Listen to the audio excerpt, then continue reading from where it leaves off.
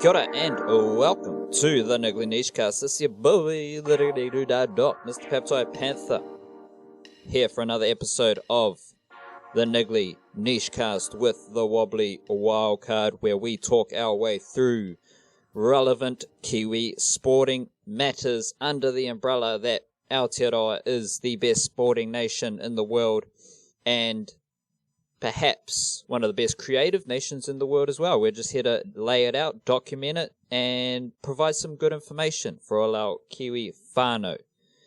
The best way to support the Niche Cage is via Patreon, or we deliver a email newsletter Mondays and Fridays where we touch on whatever the fuck we want to touch on, and that's how we roll.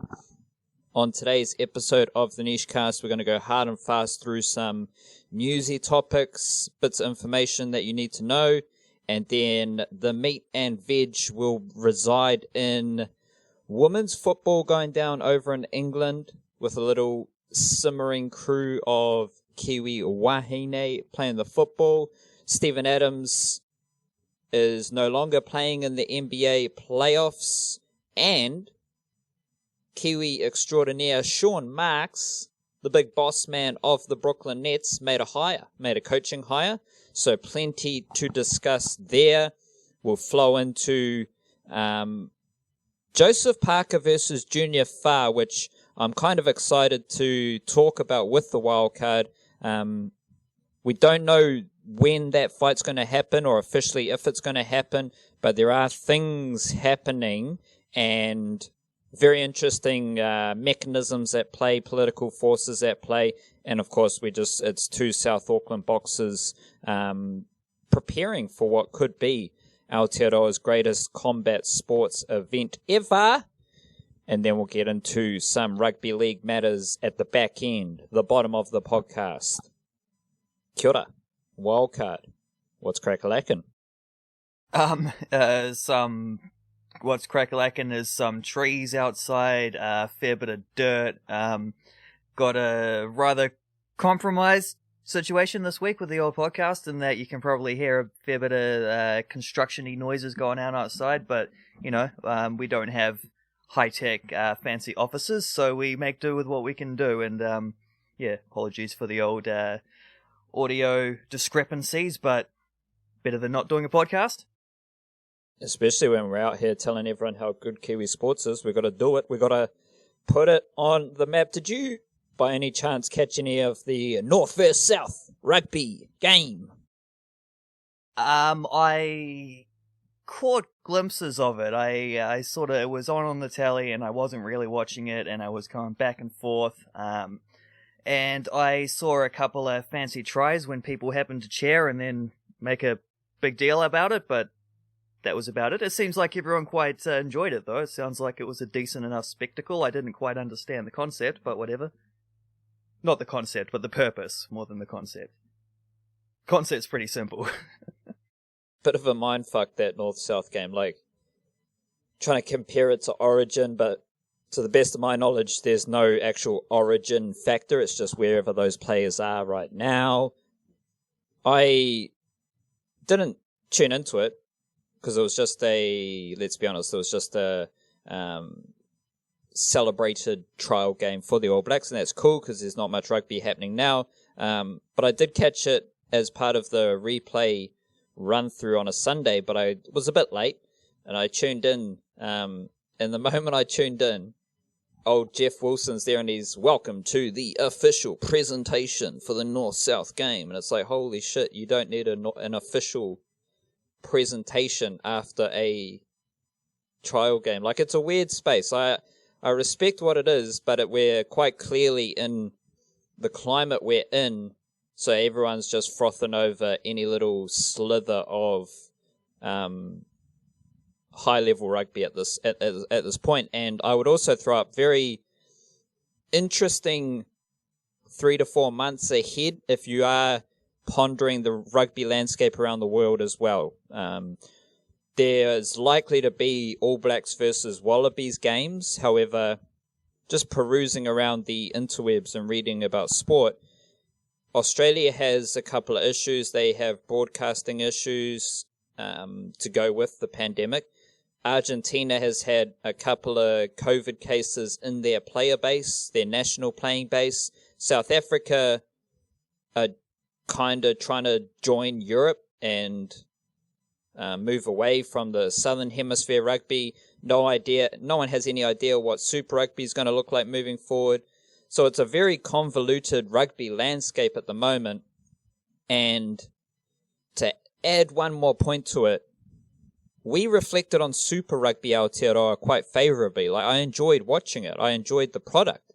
And right now, the thing that has me low-key most excited in Kiwi sport is we won't use the sponsor name. What's the NPC, the upcoming NPC? Because I also tuned into the hour-long special for an All Blacks squad announcement that might not actually play any games. That was also quite weird. And part of that release was the fact that all those players' names are just going to go back and play NPC rugby. So, reflecting on how awesome Super Rugby Aotearoa was, I'm pretty excited for NPC rugby because there's never the best players playing NPC rugby. They're always snatched away to bigger broadcasting, revenue-making methods. And the crux of New Zealand rugby, which is NPC rugby, never really gets the respect, I believe. And if that's what 2020 results in, hey, not mad at that. Not mad at a full banger NPC campaign. That's going to be pretty cool.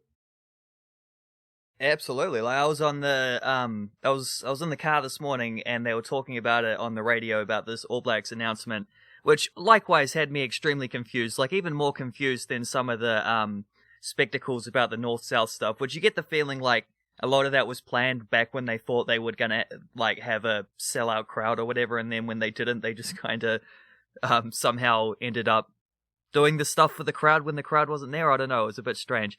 But they're not as strange as going on about this new All Black squad, and there's this many debutants, and this guy's made it, and this guy's made it, and how great is it that they've been called up to the All Blacks? Like, hey, sweet as. On the radio, they had talked to a couple people, like, they got a quote from Caleb Clark and guys like that, and, you know, him talking about telling his dad that he's made the All Blacks, like, second generation thing and all this. It was awesome, and then I'm like, cool, so who are they playing? And then they're like, well, they don't have any games lined up. Okay. So they've been called up for a training camp? I don't know, but it does sound like they are going to play Australia eventually. They just can't announce anything yet because everything's confused, but that was strange. It also sounded like the impression I got was that they're only going to play the first 2 rounds of the NPC, I think, and then everyone goes back to fending for themselves. I'm not sure exactly how that goes, but that does fall in line very much with the feeling about New Zealand rugby that I've had, where people complain about, like, the NPC not getting the prominence or whatever that it deserves. And it's like, yeah, but it's undercut at every opportunity by New Zealand rugby, and it's exactly the same, like, not even to pick on New Zealand rugby here, because we've had this conversation many times about New Zealand cricket and the Plunket Shield. Like, you wonder why, like, the Plunket Shield cutting rounds and stuff, and it's just not making enough money. It's like, well, you don't sell it, so how is anyone supposed to buy it if you're not even trying to sell it? I don't know. I think that's a conundrum that a lot of domestic Kiwi sports leagues are having at the moment, and some will use this opportunity to shake things up nicely, and some will try to do the same things that didn't work before the pandemic, and they'll work even less now. Yeah, that's a very interesting topic, how neglected some of Aotearoa's best sporting competitions are. That's something to dive deeper into, maybe when the sporting landscape isn't so cluttered and busy and awesome, because that's a very interesting discussion, I believe, just with the lack of energy put into those competitions. However, those competitions are the foundation of Aotearoa being the best sporting nation in the world. So it is a very strange mixture. I did see, obviously coming from South Auckland, I don't really give a fuck about the South Aucklanders, so I was very interested to see Tupou Va'ai. I think he went to Wesley College in the south of South Auckland area. But I saw a nice video of him and his family. Don't know the Tongan word, I think, for family. Samoan is aiga, Māori's whānau, but don't know the Tongan one. But he told them that he had made the All Blacks, and that was a beautiful moment in itself. So shout out to those guys who did make the All Blacks squad for the first time, and shout out to them if they do play a game in 2020. Alright, let's roll through some hard and fast things, just some numbers and information. Wildcard. Throw them at me. Isodi hasn't played a CPL game since the 30th of August. Neither has Corey Anderson. I find that interesting because they are perhaps two of the most notable 2020 type cricketers from New Zealand in the past decade, and they are having a underwhelming CPL, we'll put it that way. I also wrote my first Lydia monthly mixtape regarding Lydia Ko. Talked about her a lot in the LPGA restart. Wrote my August mixtape, which went a bit deeper. Most notable finding from that was Lydia Ko adding 10 meters to her average driving distance. Now, that coincided with driving accuracy dropping, but Lydia Ko, over the years following her and looking into her statistics, not renowned for big driving distance. But here she is from 2019 to 2020, and with through 6 tournaments, I think it is, in 2020, she has added 10 meters to her average driving distance, which I put down to her yoga training. She's been big into yoga. However you want to put it, she has added 10 meters to her average driving distance, and that's pretty cool. We also, the NRL women's competition is going down at some stage over the next back end of the NRL season, and the New Zealand Warriors women's team, only 5 of their squad have moved over to Australia. So you're only going to have 5 players who fall under the Warriors umbrella in the Warriors team, and then I think they're going to make up the rest of their squad with players from Australia, which is interesting. Slade Griffin was meant to be the women's coach. He played 1 test for the Kiwis, Melbourne Storm, Newcastle Knights, multiple knee injuries, and then he picked up a coaching gig with the Warriors. He was meant to be the women's coach. However, obviously pandemic related, he won't be the coach, and instead the Australian Jillaroos coach, Brad Donald, is going to be the Warriors women's coach, and he's putting a full staff together. He's taken into account cultural matters with the women's team, how they like to operate as, women, and their key elements that have made up Warriors culture with the women's program over the last 2 years. He is very in tune with that stuff, and he appears like a good bloke himself. So crazy times for the NRL women's, and specifically with the Warriors. Only 5 players moving across the ditch. They, I think it's Georgia Hale, Canyon Paul, Madison Bartlett, Hilda Mariu, and Crystal Tamarua. They have all played for the Warriors women's team previously, and they are the 5 players who have made the move over to Australia. We're going to go deep into Junior Fa and Jospeh Parker, which from my perspective means plenty of talk around Eugene Behrman. But in the UFC side of Eugene Behrman, via Combat TV is a great YouTube channel to get your information straight out of City Kickboxing. A lot of interviews with City Kickboxing fighters and coaching staff come from Combat TV on YouTube, so check that out. Eugene Behrman outlined their situation ahead of, I think it's UFC 253, which has the Adesanya Paulo Costa fight, as well as Brad Riddell, Kokara France, and Shane Young.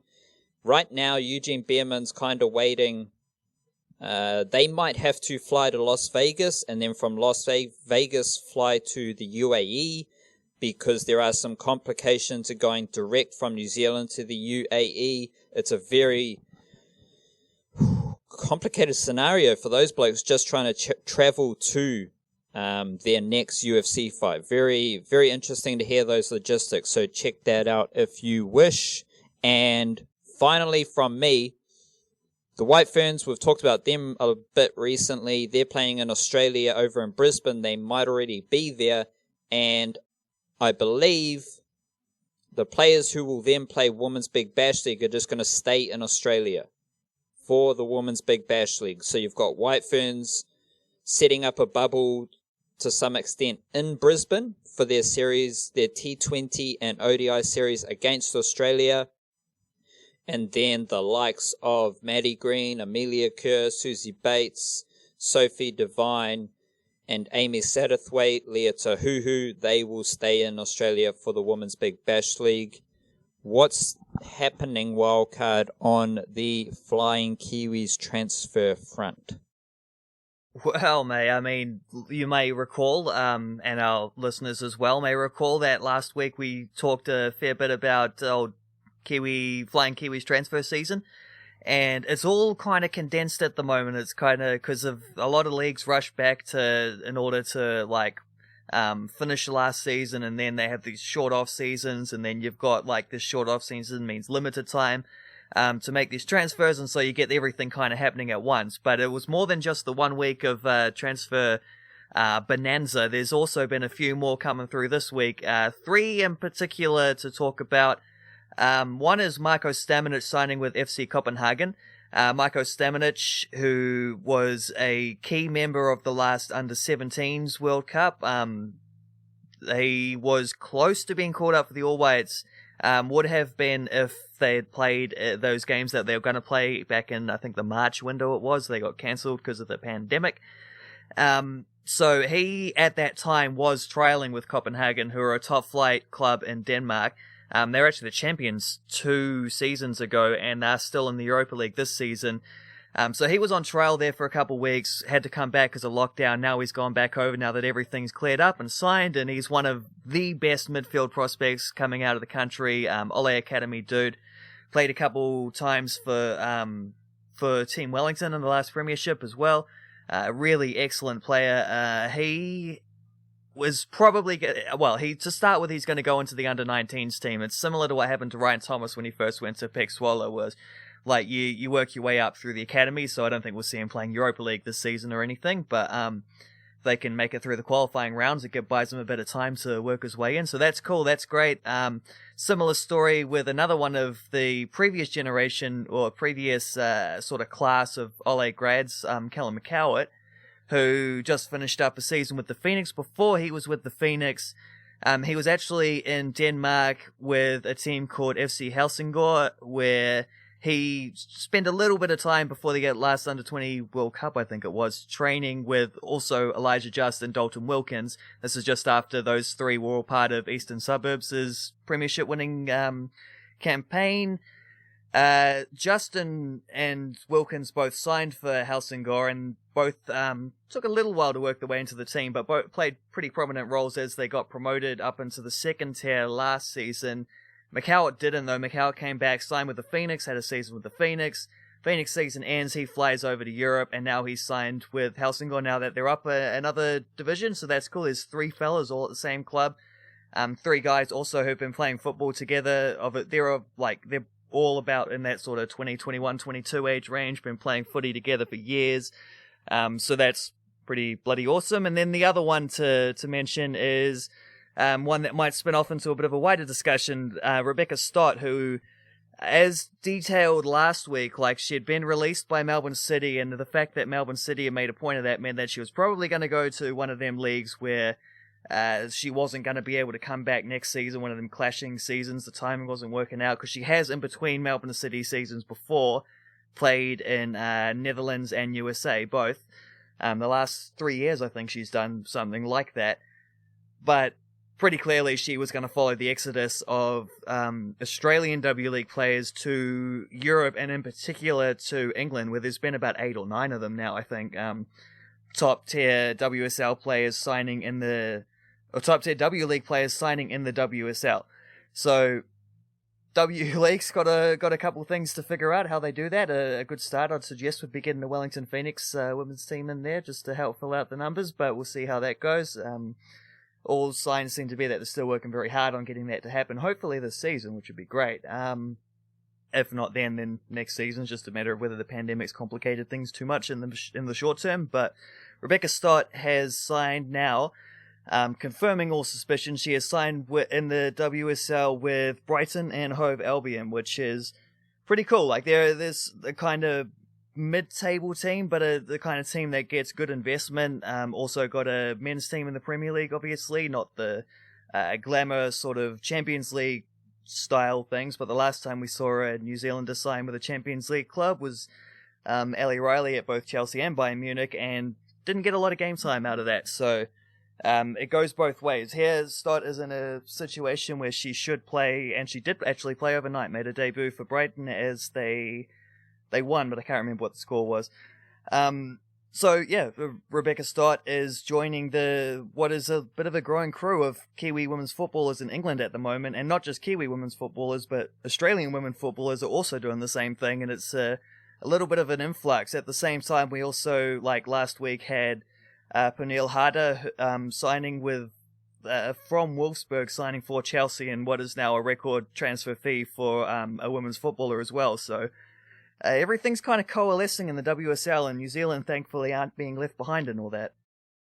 So alongside Rebecca Stott, we also have Katie Rood, Rhea Percival, Erin Naylor, and Michaela Moore as football ferns who are all set to be playing in England wildcard. So you can, if you've got anything else to add as to why England is currently a very interesting destination for women's football, maybe specifically with the New Zealanders, but if you don't want to go down that route, just break it down for the people listening about the Kiwi women footballers who are playing in England and how that's all looking logistically, fit-wise, and all that good sporting stuff that we like to know.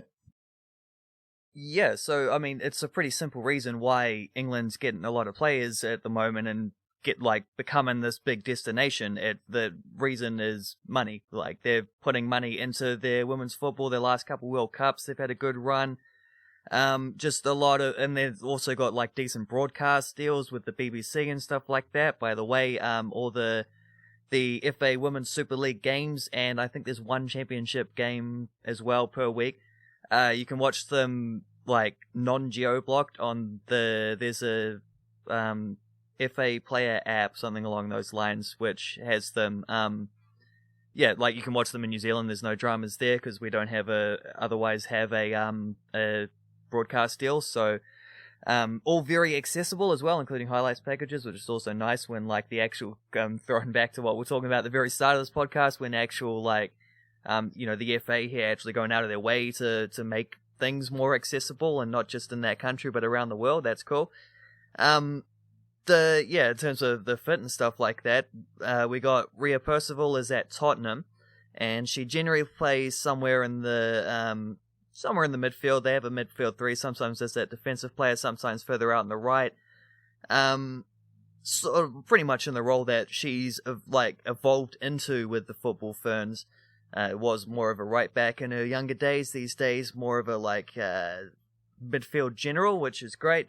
Getting to see her actually play a similar role at club level as well, because that's something that a few of the football firms haven't been able. You got to get in where you fit in, right? But it is more beneficial for the international team if you can also play in the same position in the week in, week outs. So she's at Spurs. She's been there a couple years in the WSL now. I think this will be her third season coming up. She played 1 year at West Ham, 1 year at Spurs, coming into the third year now, still with Spurs. And she is the player of all the Kiwis in the WSL gone back to the very start of the WSL, which is only about a decade ago, maybe slightly less, since they rebranded it. She's actually played more appearances than any other New Zealander, so that's cool.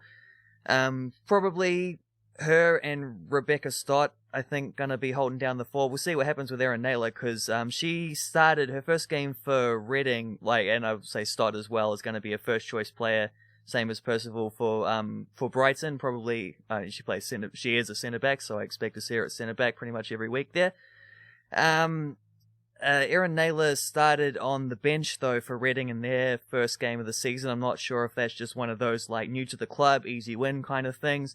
But they played Arsenal and they lost 6-1, so the other goalkeeper letting 6 goals, you probably got a decent enough hope of working your way in across the season. So we'll see how that goes. Those 3 are in the Super League up top. Michaela Moore and Katie Rood are in the Championship, a division below that. With Michaela Moore, she's at Liverpool, and I think Liverpool have just been relegated, and they were a bit unlucky to be relegated as well, as is also territory we touched on last week.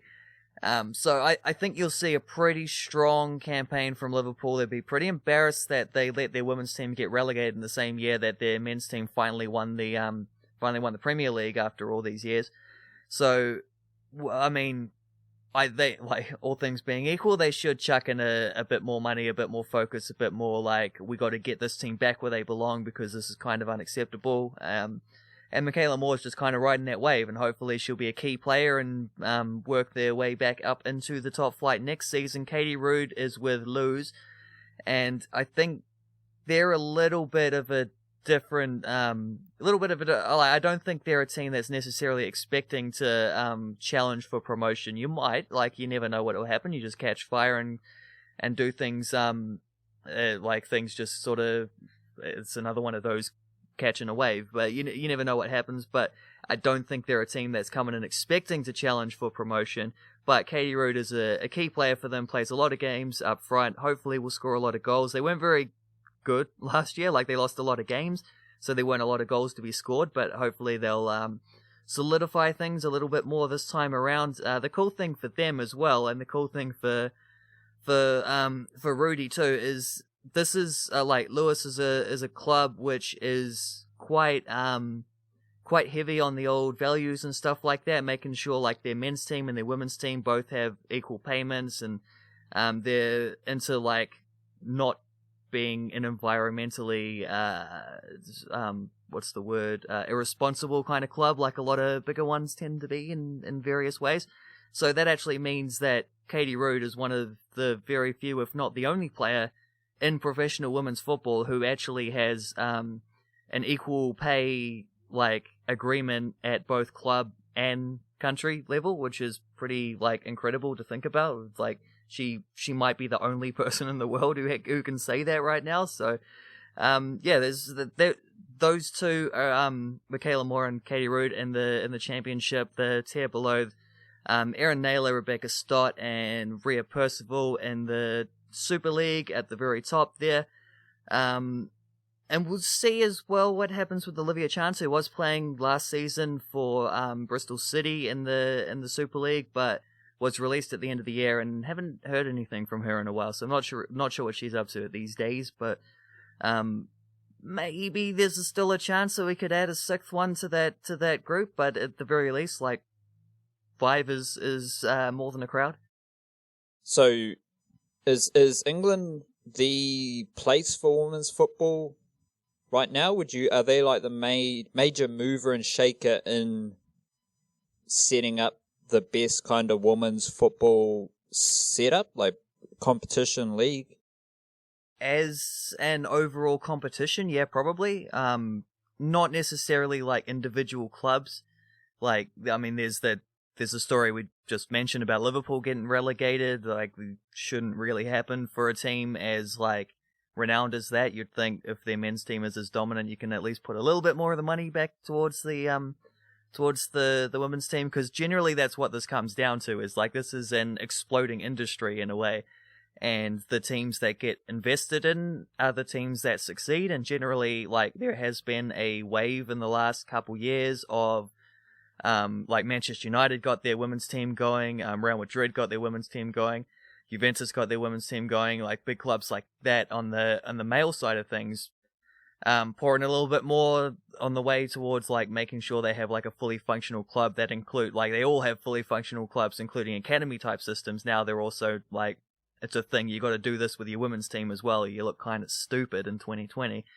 So like some of those individual clubs, probably it's like I think you get in a lot of countries you get like this is the reason why I think England as a like the Women's Super League as a competition is the place to be, because a lot of these other nations you get, and to be honest, you see this in the men's team in the men's side as well. You get like one or two clubs that dominated in like the Real Madrid, Barcelona type thing in La Liga. We haven't had a New Zealander playing in Spain, so I don't know if that's reflected in the women's side of things. But that kind of dynamic you see in a lot, like Germany is a good example.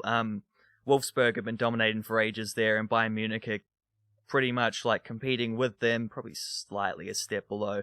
But there's like a big gap between them and the bottom teams in that division, and like the biggest example of all of them would be in France, where Erin Naylor played the last few years as well for Bordeaux, who were in her final season the closest any team has come for a while to breaking like the kind of because Olympic Lyon have won I think they just won their 4th Champions League in a row or something like that, and they've won like 5 out of 7 or so, I don't know what the numbers are, but they've absolutely dominated the Champions League just as they absolutely dominate in France, and PSG are close behind them now these days. They are they took a while, and the reason Lyon is so much better than everyone else in Europe is because they got big investment early on. Like some businessmen decided, well, this is gonna be a bigger industry coming like down the line, so we're just gonna get ahead of the curve, and they did, and they've been dominating women's football in France and in Europe ever since.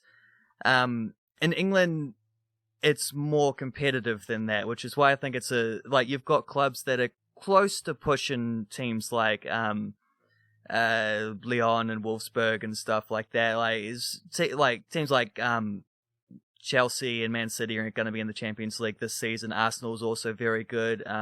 We'll see what happens with Manchester United. They're getting a little bit better, but I think they're still a way off those three in particular.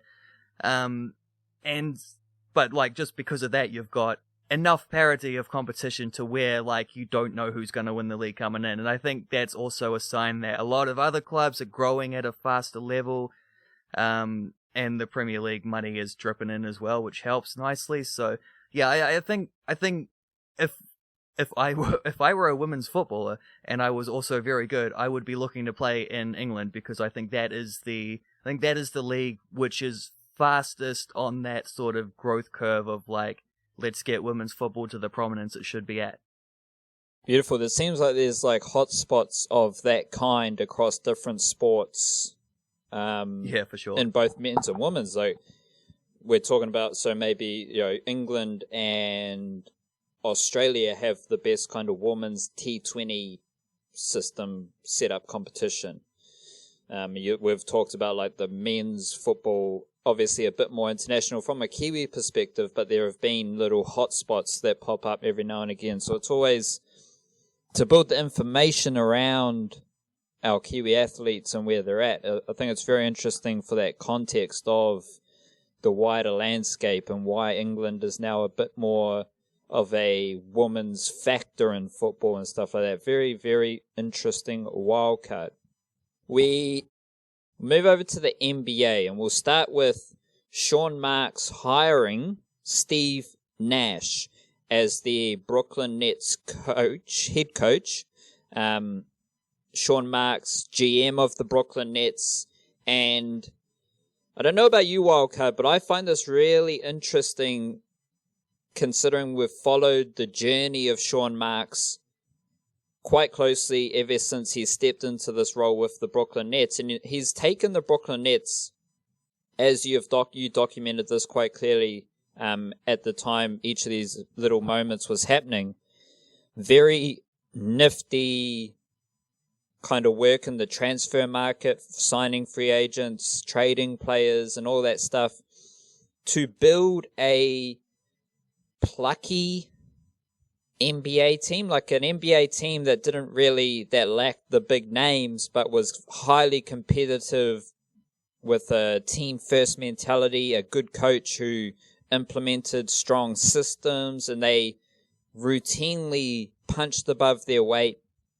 They developed some really good players through that period as well, and some of those players moved on to different teams. Some of them are still with the Brooklyn Nets. So they went through that kind of emerging phase, or just having to be tricky with their managing their salary cap based on their contract situation. Sean Marks was all over that, transitioned them into being a competitive yet not headline NBA team.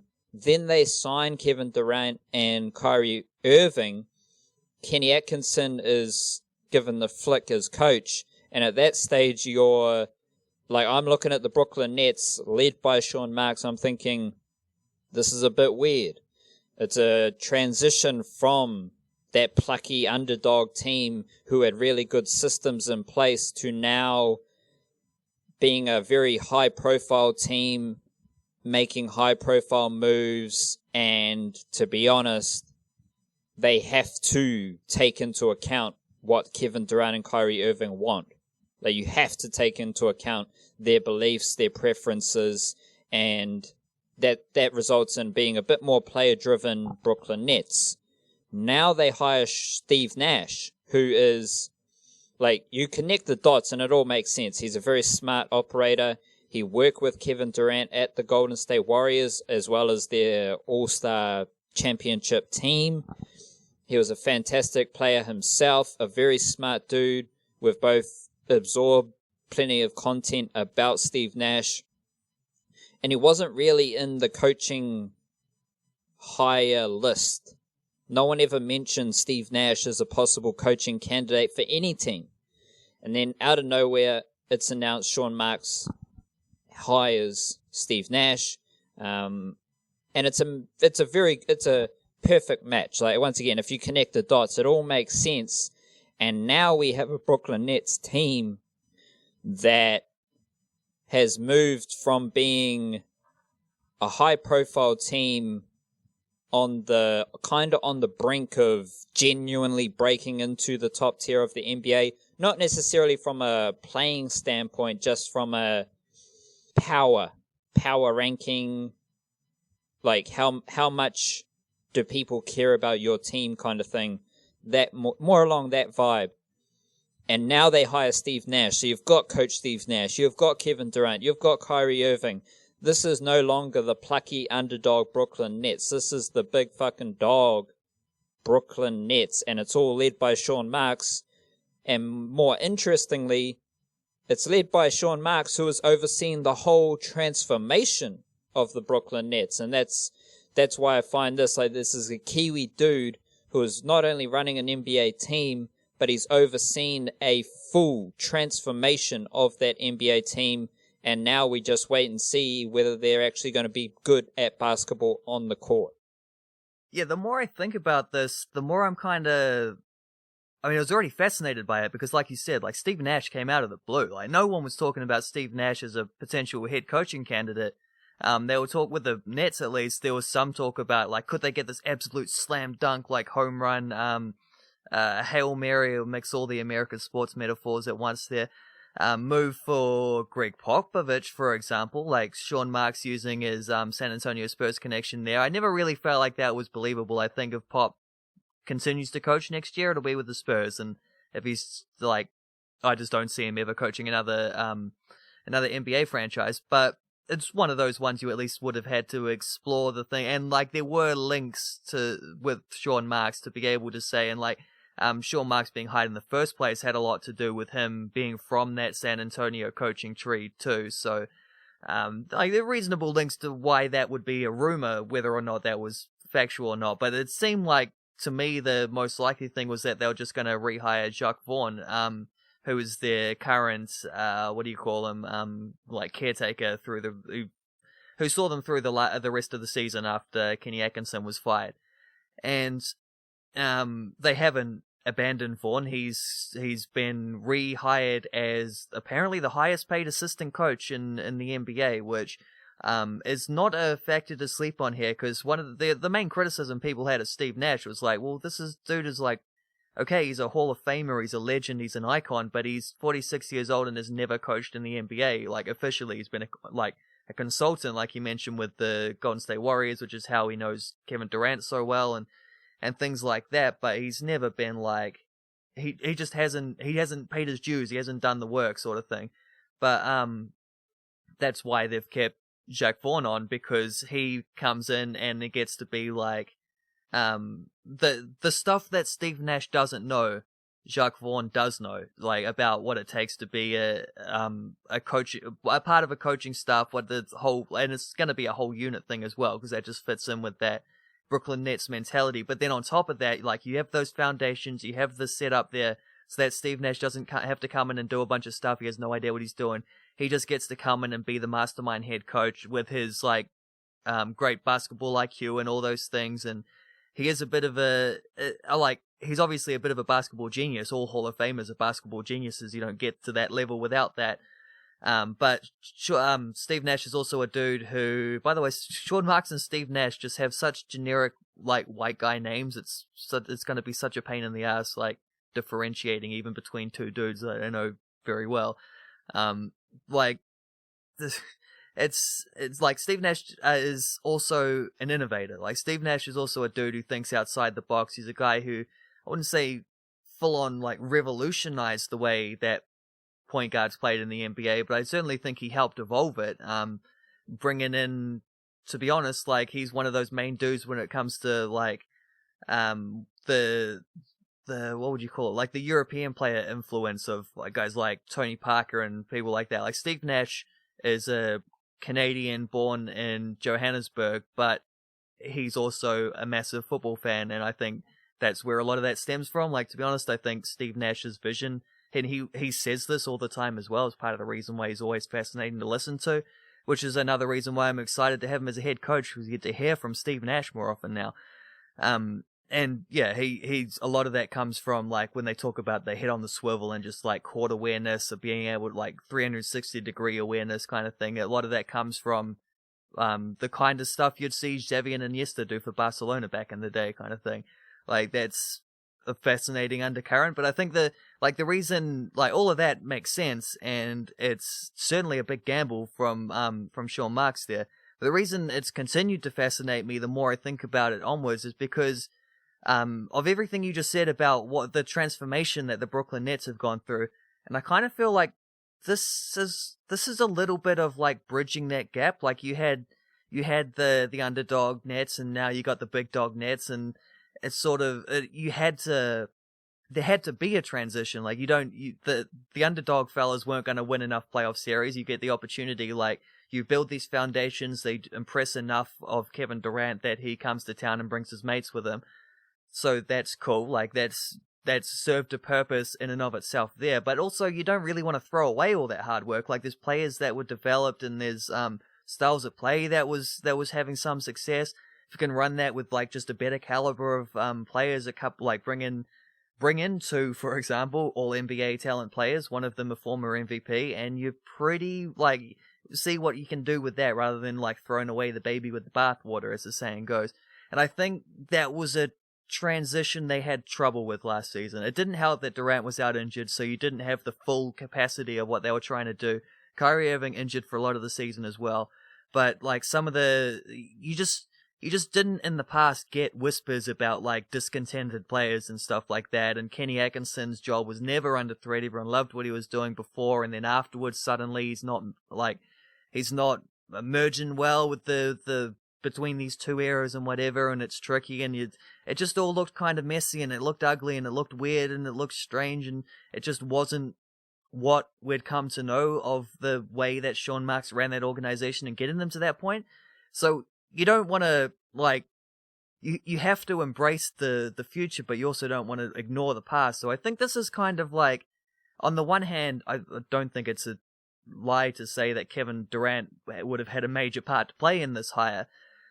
Steve Nash is clearly a dude he respects a lot and has spoken glowingly of in the past, and the way he's worked with them, and should be great with Kyrie Irving as well, just in that point guard to point guard kind of thing. So it is this hire straight up just doesn't happen without the star players giving it the all clear, and if not even like suggesting him as a possibility. But it's according to Wodge at least, it sounds like Sean Marks and also Joey Tsai, the owner of the Brooklyn Nets, pursued Steve Nash for like multiple weeks. Like they've been at him for a while trying to convince him about this.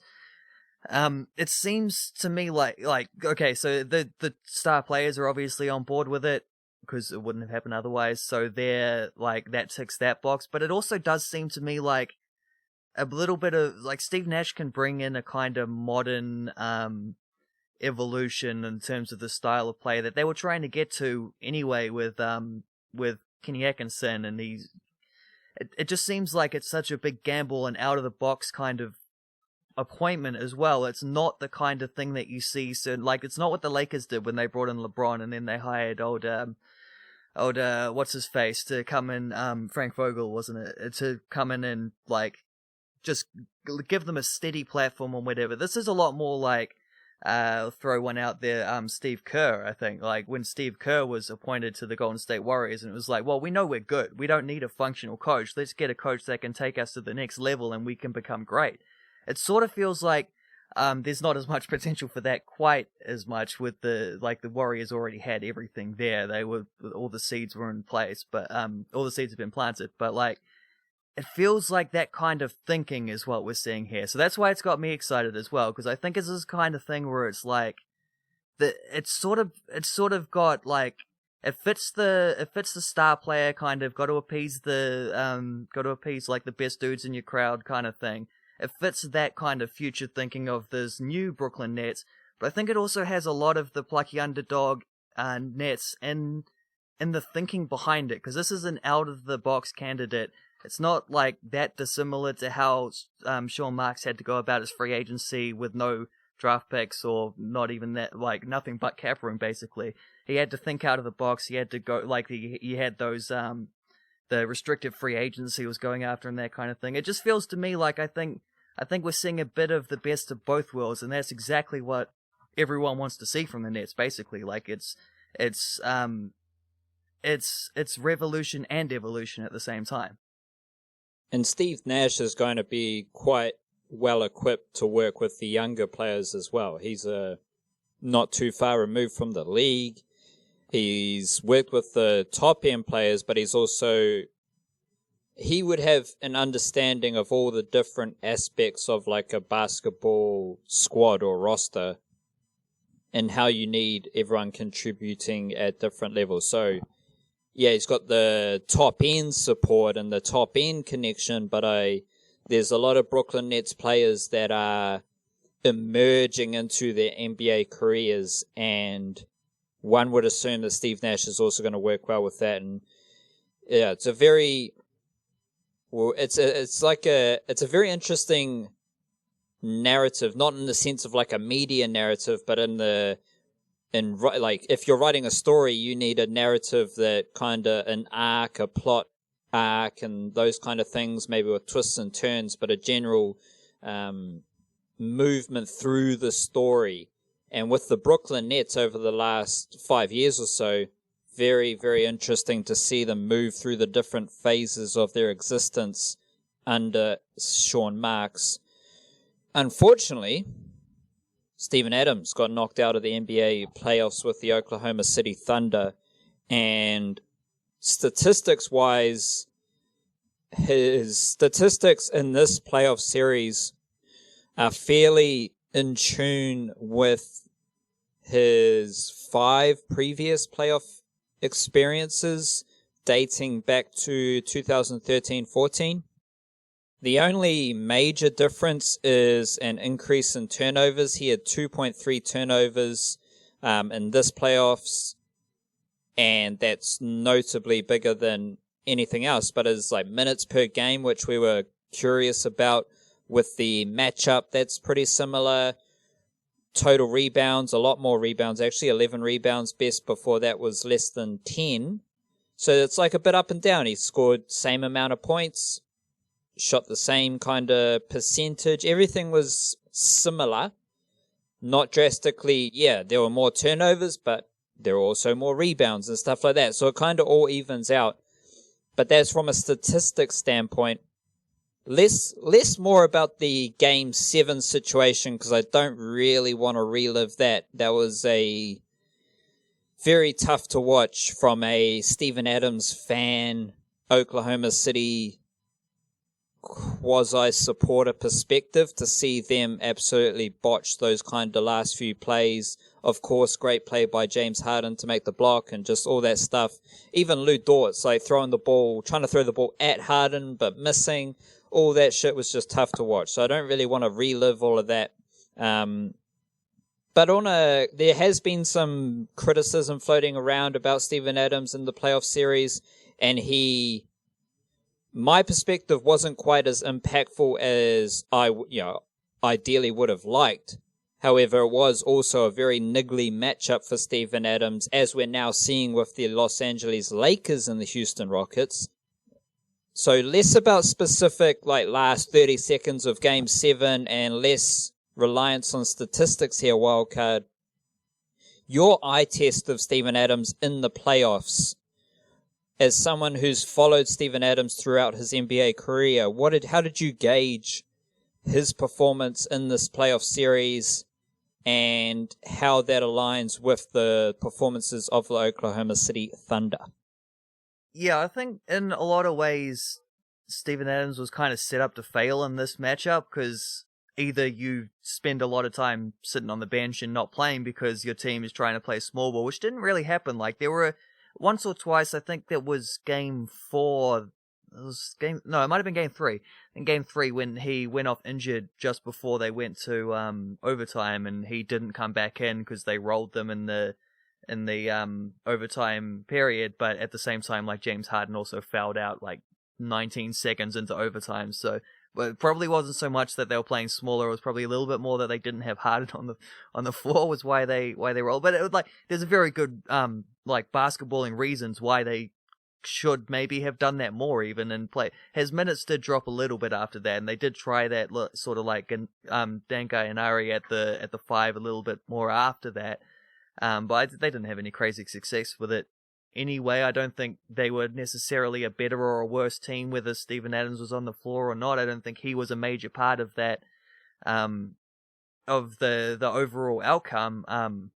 But I think that's kind of the case in both ways. I also, it's a tricky matchup for him if he gets played off the floor, but it's also a tricky matchup for him with what happened, where he did still get at least 25 to 35 minutes a night. It's also really difficult to be a big man who likes to guard the paint. Not necessarily a rim protector, but guard that paint with his presence there, to be having to mark PJ Tucker, who stands out in the corner and is just an absolute knockdown shooter from that range. I will say that Adams did if you look at PJ Tucker's shooting numbers when Adams guarded him, they were considerably worse than when anyone else guarded him from 3-point range. So somehow, I don't know if it's just having a guy who's nigh on 7 foot reaching out in your face, even if he is having to rush up from the rim and close you down, he's still a big presence, so he's still going to put you off the shot a little bit. Statistically, I don't think there's anything there that says that Steven Adams did badly. I just also don't think there's anything there that said, even the turnovers, even the additional turnovers, that's just kind of the way it goes when Houston are a really tricky team to play against. And yeah, the Lakers are learning that at the moment as well. Recording this just before Game 2 of that one, so we'll go watch that as soon as we finish this, I think. Houston have this starting lineup, this first choice lineup, where they've just got a bunch of dudes who are all in that 6'5" to 6'8" range, and they can guard anyone, and they switch heaps, and they're real mobile, active with their hands, and trying to steal those, get those turnovers and whatever. And curiously, just don't go for offensive rebounds at all, which is sometimes when Steven Adams is hauling in offensive rebounds, as he did more and more as the season went on. That's such a big boost when you can get that second effort for a possession, get that second shot off 2 chances, you're much more likely to score. Houston don't do that, but it also means that their defense is always set, so you don't get to hit them in transition with guys I don't know that Chris Paul would be crazy in the transitional stuff, but Dennis Schroeder would be. He would have loved a bit more of that. Gilgeous Alexander as well. Houston just make it really hard, and Adams had to do a lot of defending in ways he wasn't necessarily, well, not stuff that he isn't used to or stuff he wasn't prepared to, just stuff that isn't necessarily his strength. And I think, yeah, I think he did well. I just think he could have done a little bit better, but I also think he's just doing what the scheme is, like, even in a funny way, that last play kind of sums up his, I kind of hate when people use that phrase, actually, like, this one thing sums up this entire other thing, because it's never the case when they say that. But anyway, like, it's a little bit of a microcosm there where, like, the ball ended up in Adams' hands and he couldn't gather it, and the game ends. And it's like, well, that play was never designed to go to Adams in the first place. It only went there because Gilgeous-Alexander had to get the ball out of his hands, or else it was going to be a turnover anyway and game over that way. So, Houston just shut them down, and that all falls back on the coach. When you have two attempts to run an inbounds play and get a shot off to win the game, when you can't even get a shot off either time, like, let alone not getting the bucket, but to not even get a shot off in multiple times, it's a coaching failure and not a playing failure. But so it goes. Billy Donovan also did some great stuff in getting them to this point, so it's not a overall criticism. I think Adams could have been used better, though. I think he's just out there doing his job. I think they could have probably tried to use him as more of a dominant presence on offense just to get him more points. Rebounds, I think that's fine. His numbers were above season averages, but below what some people would have expected when he's often playing against, like, a smaller guy, but at the same time he's playing against a team with a high volume 3-point percentage. So when teams shoot lots of 3-pointers, the ball tends to bounce further off the rim.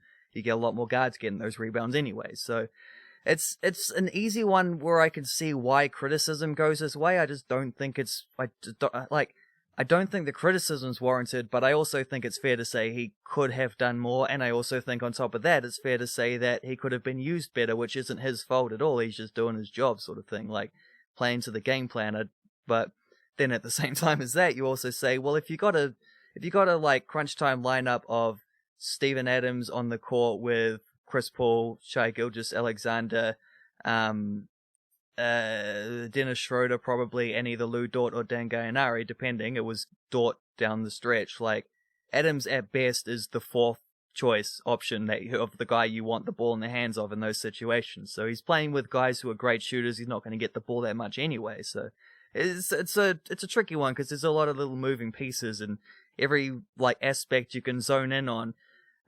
You can also look at various aspects that led to that aspect in the first place and say, well, this is why that one's discredited. So it's a strange situation. I don't think Adams did badly at all. I just just a little bit on the straight and narrow. There was ways he could have been used better that they didn't quite take advantage of those matchups. But at the same time, they took a more favored team to the last 2 seconds of Game 7. So pretty sure the Thunder can say they achieved above expectations regardless. Quickly, do you think Chris Paul is going to stay at the Thunder? That is a subject I've thought about a lot over the last couple of days and don't really have an answer to. He has 2 more years on his contract because I think there's a player option this second year, but your player option is $45 million. You don't decline that player option. So he's still going to be extremely expensive, but he also had such a good season that I think his trade value with one of those years off the contract and with how well he played this season, I think his trade value is skyrocketed. So there'd certainly be teams that would be interested. Whether any of those teams are of the sufficient like playoff caliber for him to trade what he's got at the moment with OKC, I don't know. I think the more interesting one will be to see if they can keep Dan Gallinari, who is a free agent. So if they can keep him or get someone of a similar quality, then maybe they even just try run it back and say some of these young players will be even better. They did that at trade deadline. They decided to run it through with what they had. So Chris Paul, I don't know, like just straight up, I have no clue what he's thinking or what his plans would be going into next season. For sure, there'll be teams that are interested in him, but I also, I think the OKC Thunder would prefer to keep him at least for one more season, but I also don't think necessarily that he would be the first domino to fall either way. So compared to the Brooklyn Nets, where we're fairly confident with where they are as a club now, for Oklahoma City Thunder, we're kind of waiting to see if they, like next season, they are building on this playoffs campaign and looking to be better in the playoffs next season, or rebuilding with a younger roster around Shai Gilgeous-Alexander, Steven Adams, and old Lou Dort and those kind of characters, having lost a few senior, more experienced players. So it's a bit up in the air with what Oklahoma City Thunder are going to be in the next season and what that means for Steven Adams, correct? Yeah, pretty much. Another factor to throw in terms of what that means for Steven Adams is he's coming into the last year of his contract, so suddenly that becomes potentially a tradable contract more than that's ever been in the past. Dennis Schroeder is in exactly the same situation as well, and he would probably be like the first one to go. Bloody dogs barking in the background if you can hear that. So that's there's a lot of strange factors that go into this, and I'm not really sure what OKC are thinking. But they don't have a first round draft pick, I don't think, this upcoming season, and they have a pretty solid playoff caliber team that took Houston to 7 games. This is a good competitive Houston team, so we'll see where that goes. It's just got to wait and see where everything free agency happens, because one domino falls, everything else falls, but I don't know what that'll be. For sure. Rightio. Let's wiggle into Junior Fa versus Jospeh Parker wildcard. And this isn't so much about the matchup of the two boxers that I'm sure we'll dive into when that time comes. I'm just interested in your assessment of how this is playing out in the media, because that's the only place where this stuff plays out. And we have, basically the way I see it is Team Parker are very public with this process. Obviously, from their perspective, the latest little bit was about how, once again, it's Team Junior Fa who are delaying the process. First, it was the money. A couple months ago, it was all about the money, and Team Fa weren't playing ball with the financials of their deal. And then more recently, over the last week or so, it became more about the minor details. So like the sanctioning body, apparently there are 2 different sanctioning bodies in New Zealand, like New Zealand Boxing and the New Zealand Professional Boxer Association or something like that. They have different drug testing policies, and the other issue was the size of gloves. So, and this has all been playing out, and it's mainly coming from Team Parker, whether it's Eddie Hearn or Kevin Barry or just someone in that team environment of Jospeh Parker. And I attack this maybe slightly differently to you, because I do have the UFC bases covered, and that's all pretty much due to City Kickboxing, and Eugene Behrman is the mastermind of City Kickboxing. And not only has Eugene Behrman had a massive impact on the world of mixed martial arts, whether that be in the UFC or the other big organizations, in terms of reinvigorating, refreshing the art of striking in the UFC. Like the style of fighters coming out of City Kickboxing and what they do with their striking department is levels above most other UFC fighters. And so Eugene Behrman has masterminded that.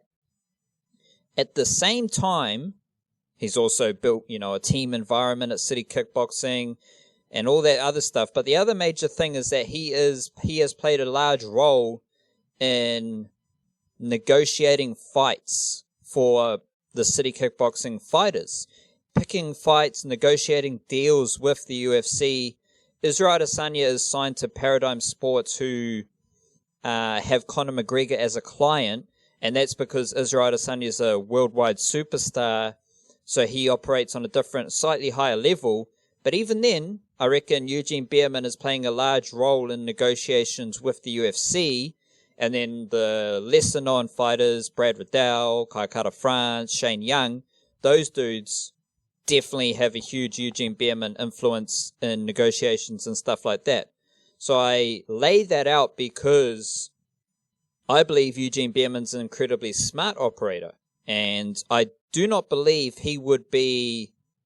I do not believe he is how...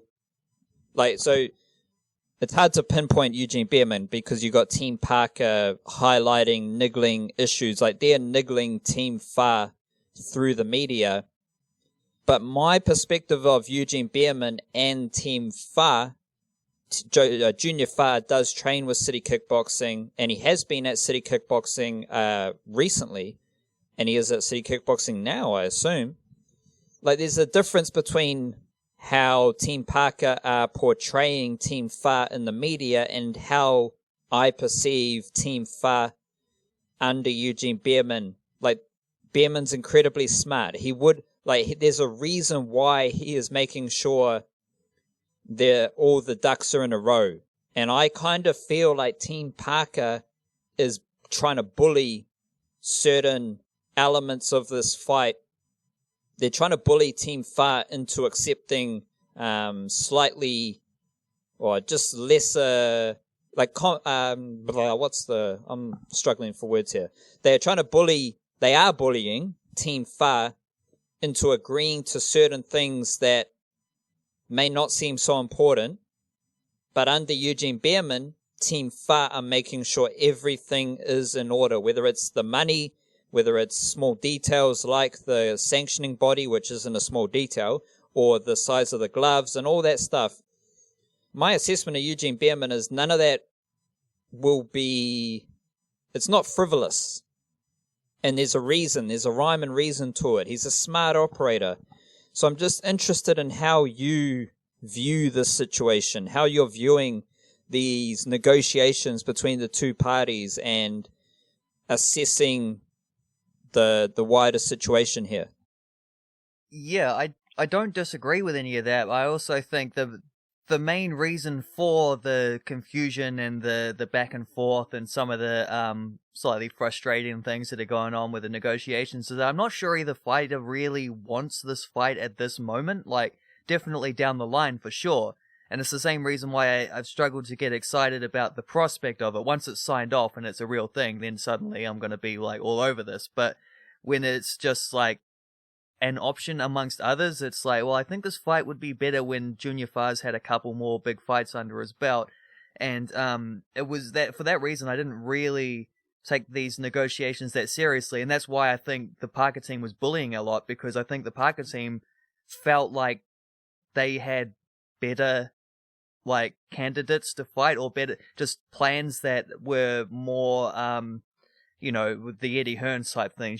Would have rather been on on a matchroom card or something like that, and fighting on a big pay-per-view deal, lower down the card, but still on a pay-per-view deal, getting international audiences and whatever, and big money. And that's kind of the crowd that Jospeh Parker's been amongst for a while. So I think there's probably a little bit of that, this Junior Fa guy hasn't quite earned this right to fight him yet. And I think it's the same, it seems, from Junior Fa's side as well, where it's okay, this isn't the perfect timing, but that this isn't the perfect timing for this fight, that it could have been better prepared with a few more big sort of well-known, just better known names on. He hasn't fought anyone close to the prominence of Jospeh Parker yet. And it was only that I started taking this really okay, this is probably going to happen kind of thing. When that switch clicked in my brain was only really last week when Dan Raphael wrote a thing for Ring TV. And in that article, I whipped it up here because there's a couple kind of fascinating quotes. One from Jospeh Parker where he just says something about the idea of it. He just sort of, this is obviously one of those, it's probably just a Twitter DM or something like that. He's the idea for the fight would be get a good win if fight happens, and right back in the mix, keep up the ranking. I think it's the only option we have because of COVID-19. That last bit is pretty telling. And then Lou DiBella, Junior Fa's promoter, he says, in a perfect world, and this is obviously one of them quotes, Jospeh Parker's one was clearly just a direct message kind of thing or a text message or something. Lydia has obviously got on the phone and had a big yarn about it. He goes, in a perfect world, Junior would have fought another fight or two before he stepped up to fight Joe. We're not living in a perfect world, but it's a great opportunity, and the fight in New Zealand is tremendously significant. It might not be the perfect moment for this fight, but it's the right moment. And I like that last quote. I think that kind of sums up where we're at with this, because it's not ideal in terms of, like, the narrative could be better, the build-up could be better, and all these kind of things. It could have got to the point where it feels like everything has been planned out leading to this exact kind of matchup, which it would have at some... Like, these guys were always going to fight each other. Once Junior Fa became a prominent heavyweight as well, and Jospeh Parker already, like, got on that board really early in his career. It's actually funny to think that Junior Fa is 2 years older than Parker, which is probably worth keeping in mind as well, that when people talk about how they were 2-2 against each other in the amateur ranks, like, if they were fighting as teenagers and Junior Fa is 2 years older, that is kind of a relevant factor in those details. But by far the two most prominent Kiwi heavyweights that we got at the moment, and Junior Fa has worked his way out. He is, like, ranked by, I think it's a WBO, I can't remember which, but he is a ranked heavyweight fighter in at least one of the not divisions, at least one of the major bouts. So he's not nobody, and like he's close to getting this kind of fight. It's just maybe he would have had a couple, like, sort of better wins on his card beforehand. But Jospeh Parker obviously can't be flying to the UK or the US or wherever, like, back and forth and going through all these quarantines and whatever to get on like one of Eddie Hearn's cards. And Junior Fa, similar, is not really going to be going back and forth to the USA again and fighting, and, like, it's hard enough to get fights organized at the moment, let alone with international fighters. So it really has got to the point where, like, I think you're seeing now a little bit less of that from Jospeh Parker's team. What they started off being very dismissive and not really wanting the fight, I don't think. I think they still at that point felt like they had pathways to better options, and now I think you're seeing them being a little bit more grudgingly accepting, and I think they'll give in on a few more of those terms, but I do expect to see some level of, not from Parker or from Fa, because I think both those two guys are very much like business first. They know what they're doing. They're not going to go out of the way and be all niggly, but Jospeh Parker's team some of his wider team does have a history of getting in on that kind of thing. So I think you're still going to see a fair bit of that kind of, like, flexing a little bit of arrogance in the things, and, like, we're the big shots here, we've been there, done this before. But I think you'll also get a few more, like, grudging acceptances on the way towards getting a deal done, because it does now seem like there just isn't another option if either of these guys want to fight in 2020, and B, as far as not having any other options go, this is a pretty good option to have as your only option. Like, you're still going to do pretty well in New Zealand. Junior Fa, it'll put him into a close to a household sporting name in New Zealand, I think, once he's fought against someone who already is in that category. And there's more at stake for Jospeh Parker, because a loss here is pretty dangerous for him, whereas Junior Fa loses, it's like, well, I'm on the up and up anyway, I'm still on the come up, this is a recoverable loss. So there's that, but I mean, it just, like Ludabella said, it might not be the perfect moment for the fight, but it's the right moment. So just to add to that, Parker, in the thing you're referencing with Dan Raphael, he said, waiting on their team to sign contract and get on with it, been waiting a while. And then it's throughout this, it's portrayed as we're waiting on Junior Fa. Like, we're just waiting on Junior Fa. It's all up to Team Fa. They're the ones holding it up. They're the ones who need to come back to us to get this fight done. And which, if I throw a hypothetical out to you, if you're, say, Jospeh Parker feeling like you're the side, well, not him, but his team feeling like we're the ones with all the leverage in this, they know that we can get other fights kind of thing of a decent, like, similar level in terms of money, and then you offer them a real lowball contract, and then they don't sign it, then hypothetically, if that kind of situation were to happen, then you could sit back and say, well, we're just waiting on them to sign it. They're not signing it, right? With, like, there's no context as to whether they were giving them a fair offer or not. I think that's probably pretty close to the money, just at a guess. I would completely agree, and I would add that if Eugene Behrman's involved, and he does have, as you mentioned, Lou DiBella is his main promoter, but if Eugene Behrman's involved, he will be ensuring that, like, whatever leverage they do have, maybe creating a little bit of extra leverage even, to ensure that there's no being taken advantage of. That, like, he will make sure that Team Parker isn't bullying or over leveraging Team Fa, which is, like, if you're someone deeply entrenched in the boxing world or you've only followed Jospeh Parker, that makes sense because you look at where, as you said, like, Parker's a bit ahead of Fa at this stage and he is the A side. But that's where I find it interesting is my perception is, like, Eugene Behrman and Team Fa will be making sure that they are not acting like the B side. In reality, they probably know, like, Jospeh Parker's the bigger draw card and he is the A side of this bout. But in these negotiations and how this is being played out, I think Team Parker is perhaps being surprised a bit at how diligent Team Fa is and how they are working through these negotiations. It's very interesting, very strange, but it's fun to see it play out, especially if you know a bit about Eugene Behrman and City Kickboxing. It adds an extra layer to looking from the outside into the situation. And especially for two New Zealand fighters as well, who we can see both sides of the coin in that way. Like, when this is happening with, because Jospeh Parker has been lowballed before in negotiations. They're not often, like, he's not always the dude who gets to call the shots, even when he had a title bout and he was fighting against some of these dudes in the UK. Like, I mean, the Anthony Joshua one in particular, like, they had to really battle to get, like, a decent deal out of that one and not to be taken advantage of. So they've been on the other side of this as well. But normally when you're in that situation, as a fan, just as someone who's like, Anthony Joshua versus Jospeh Parker, yeah, sure.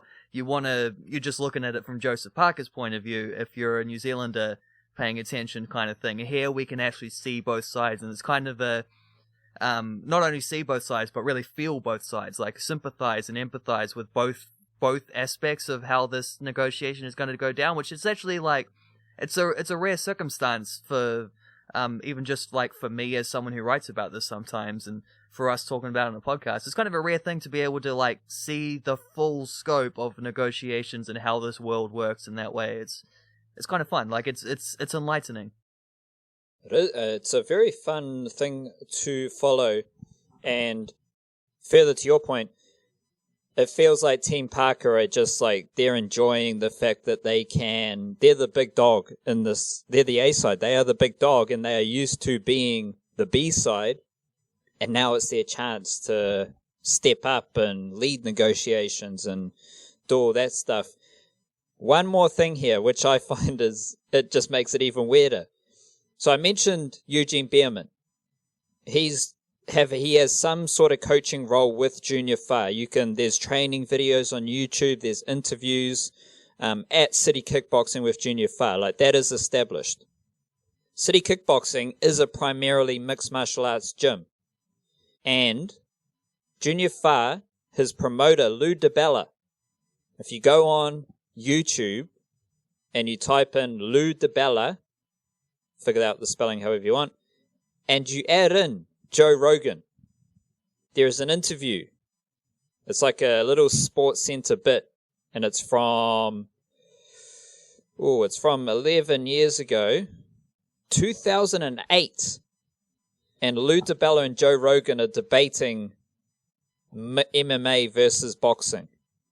Lou DiBella's coming from the old school boxing perspective, and Joe Rogan's coming from the new school mixed martial arts perspective. And now you've got Lou DiBella working with Junior Fa, who trains at a mixed martial arts gym. So that shows you how the world of combat sport has moved forward over in just a decade almost. So it's a crazy shift in the combat sports landscape. So that's a little nugget of weird shit to take you further. we'll finish with a bit of rugby league with the NRL. The Warriors lost to the Parramatta Eels, and obviously a whole lot of shit went down in this game. But my main overarching thought from that game, which I think makes it very difficult for the Warriors to make the top 8 now. Last week I wrote and talked about how fun the Warriors were playing, and a lot of they were just playing a good style of footy. It was really interesting. It was engaging. They were winning games. They had different pieces that were really impressive. But this game against the Eels was different. For starters, you had the two Eels players who had contributed to a fun Warriors team. They were unable to play against their, not former club, but their actual club, the Parramatta Eels. Like, sure, Gerard Beale, like, I actually like Gerard Beale.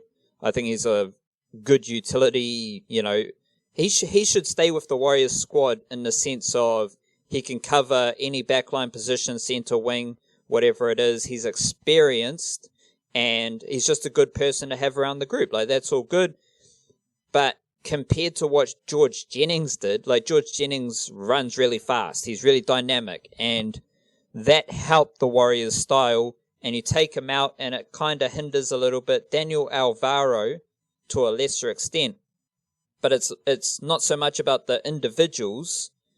It's the fact that when you take with Ilyasa Katoa being absent as well, the thing I was worried about, or the caveat with how fun the Warriors were, was that the serendipity of 2020 that had all the craziness that the Warriors themselves had experienced, it had resulted in this weird group of mismatch, like, lolly scramble players coming together for a fun Warriors team. But if you took a player out of that, it wouldn't be the same. So forget about George Jennings, forget about Daniel Alvaro, just Ilyasa Katoa. If you take him out of the Warriors' top 17, it's a different team to the group that have been very fun to watch. And that's why they lost against the Parramatta Eels, is that obviously the Warriors' depth is non-existent right now because, like, they just don't have the playing numbers, and that's a factor. But it's also like, the Warriors were a fun team because they had different attacking players in every position. And if you take one of those pieces of the puzzle out, then it's much easier to nullify the other areas of attack. So, like, if you're on the left edge where Ilyasa Katoa plays, every time he gets the footy, like, he had like 4 offloads in the game last week prior to the Eels game or something crazy like that. He's a very powerful runner, so he gets quick play the balls, and he's going to be defending alongside the half as well. And if you take him out, it just changes the look of the Warriors a bit. If you took out Cody Nikarima, it changes the look of the Warriors a bit. If you take out George Jennings, you lose a bit of speed that had made the Warriors so fun. So I think that was a huge factor, and that's ultimately what's going to hold the Warriors back, I believe, over the next few, like, trying to chase a top 8 spot is just at their best. Like, if you put out the best possible 17 that is available for the Warriors, I think they are a top 8, like, threat. They could do something crazy even. But if you take one piece of that puzzle out, it's very fragile, and that's what happened, and that's just the reality of where we're at with the Warriors right now. And it's all good, but it's just, it is the reality. So I'm not sure if you've got anything to add about the Warriors there, Wildcard. Not really. I didn't even watch the game because we had a power cut at the time. So, I mean, from what I heard afterwards, it sounded like the game was entirely defined by terrible refereeing and a bad sim bin. At least that's the narrative I've been presented with. You're saying that there's a more logical purpose behind that all, that maybe when NRL teams can't call upon, like, several of their better performing players, they tend to not win as many games. Is that about right? Yeah, I mean, you take what you get with the referees. Like, they're just always so weird that you can't say that this was astronomically worse than it usually is. Referees are very strange themselves. And to me, it was summed up in how the Warriors scored their points in the specific game against the Eels. They scored 2 crazy tries. Like one throwing it from sideline to sideline to score, and then Roger Tuivasa-Sheck set up another try bursting through the middle. Other than that, they didn't have much potency in attack. And I believe that's because you took a piece of the puzzle out, and everything has to be perfect for the Warriors to be among the best 8 teams in the NRL right now, and it wasn't, and that's just how it is. They look like they were lacking a bit of direct running, just making post-contact meters, getting quick play the balls is very important when you're dealing with Cody Nikorima, Chanel Harris-Tavita, who have an instinctual running game. All that stuff plays into each other. It's all intertwined, and I just felt like they were lacking a bit of that, and that's all good. Your Dragons had a golden point loss to the Cowboys. Not sure what you want to say about that. Like, that's just a couple of bottom feeder. The less said, the better, probably. Rightio. We did have Sonny Bill Williams making his return to the NRL with the Roosters, and I think, like, for both of us, our natural inclination is to wonder why there's a bloody camera following Sonny Bill Williams everywhere in that game. Like, that's a bit strange. However, we've also celebrated Sonny Bill Williams as being the biggest sporting superstar out of Aotearoa at the moment. So he's the man, and that's fine. But what I wrote about in the Monday Morning Dummy Half this morning was, this is as good a scenario that I could create for Sonny Bill at 35 years old. Because the Roosters, like in that game against the Raiders, Sonny Bill came off the bench and played through the middle alongside Angus Crichton. Like, that's crazy. If you're bringing Sonny Bill Williams, like obviously he played 14 minutes in that game, didn't do too much. However, I'm just like thinking about building a rugby league team. And also on the bench for the Roosters, they had Lindsay Collins, who has been a breakout player, and could play Queensland Origin maybe this year. He is fantastic. Nat Butcher, very serviceable middle forward.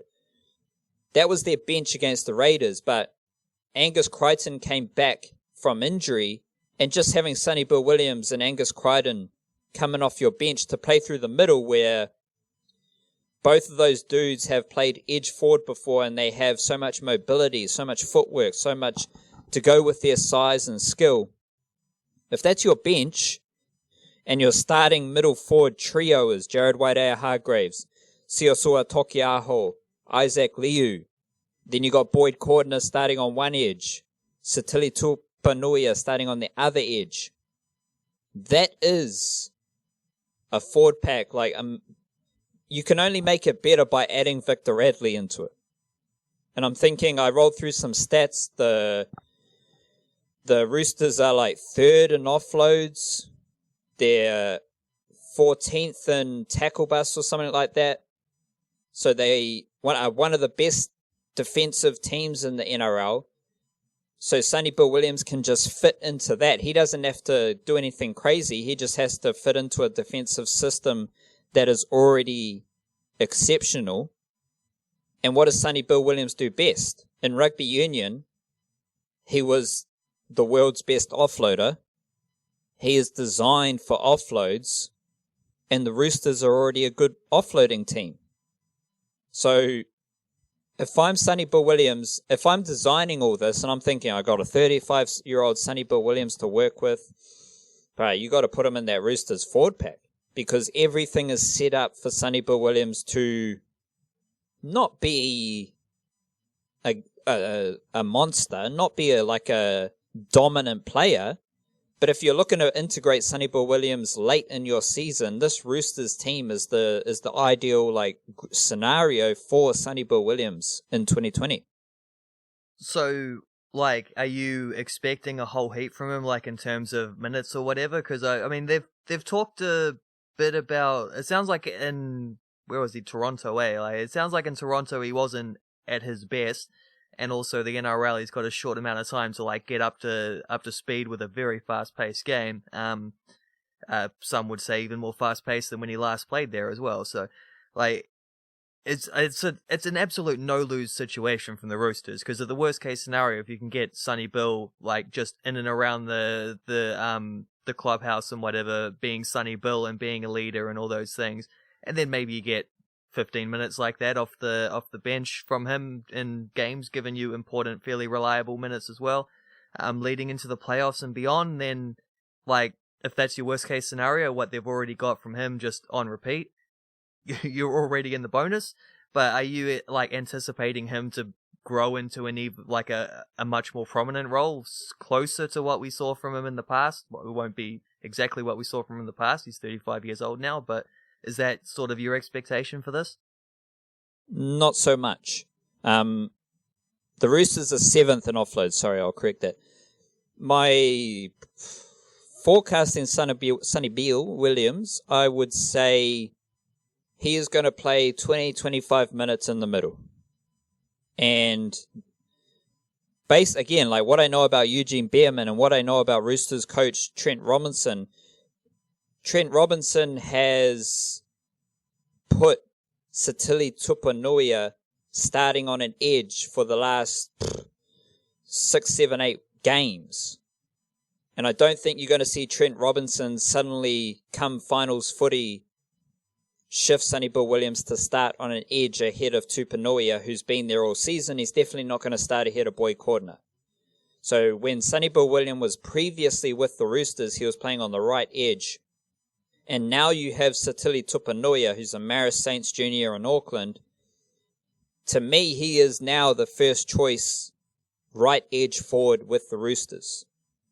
It's really hard to actually pinpoint that, because as I've discussed numerous times, the Roosters rotate their players a lot. They give them different roles and all that stuff. So I'm not so sure. Mitchell Orbison might come back and be a factor, but he's retiring at season's end. Angus Crichton is another player who can play on an edge.